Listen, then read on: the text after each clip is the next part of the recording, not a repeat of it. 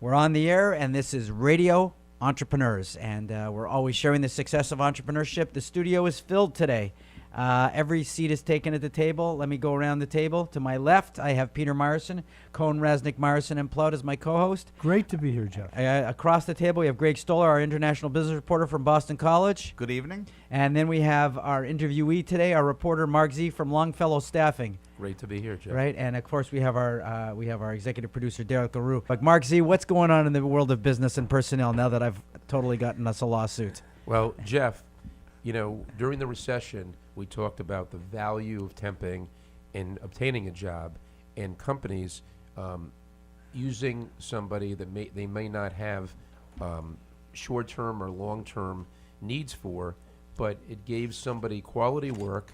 It gave a somebody who temped the chance to make some money, and it gave somebody who temped the chance to learn some skills. At the same time, in a company, they got their immediate need met, and they could look at that person for long-term potential. And as the economy has gotten better, we've talked about temp to perm and a lot of hires in different industries, and it's been wonderful. And we call it the working interview, and it's worked out well. The problem is a lot of companies like that now, and as the economy has gotten much better, and we're down to 4.6, 4.7 unemployment, you have a divide. You have employers that still like the model of a temp to perm, how a person's doing, but they're looking still for talented people that they want to hire. And the talented people, most of them, are currently employed. So what do? When you finally find somebody Well, the who's talent talented, pool has gotten thin. it's shrunk. So what do you do to attract that person and still do a temp to perm?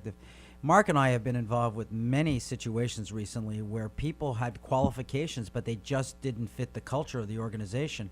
It was so important to these employers that we're talking about that the fit be right, because they were looking for long-term relationships. They're looking to build a real organization around people staying there. I completely agree with that. I think skills are transferable easily from job A to job B.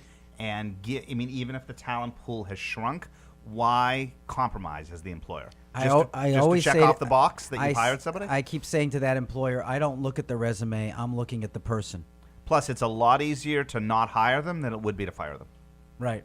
Well, that's always the case, but why not hire, for a 6 months or a 3 month period on a full-time basis, making it very clear in your written agreements that It's a trial. It's a trial. Right. Right, that's wonderful. But if the talent pool's not there, people are not going to leave jobs for a 3 to a 6 month job. So that's the issue. So what I've done is I've made certain recommendations. Once you have found somebody, because the limited pool that is available, then what you have to do is say to this person who said, okay, I'm available, I'm not working for some reason or another, but we have to set parameters because I've got a lot of opportunities out there. However, I'm interested in your opportunities. So one of the suggestions that we've said to our clients is you have to set parameters for the temp to perm. It can't be open-ended.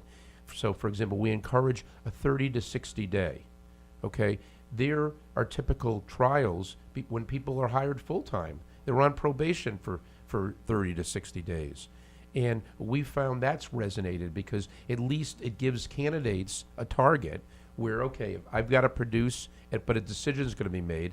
And employers, it says to them, you have to make a decision by X date or you're going to lose the person. To me, that's exactly the right way to do it. If the talent pool has shrunken and you're trying to get top people, then you give them a 30, 60, 90-day trial period. You can benefit them. You can give them full-time wages and everything else, but you make it very clear, and to your point, Peter, in the written agreement, that you have to perform admirably in those first 30, 60, 90 days and at a 1-year anniversary and at a 2-year anniversary, or all bets are off.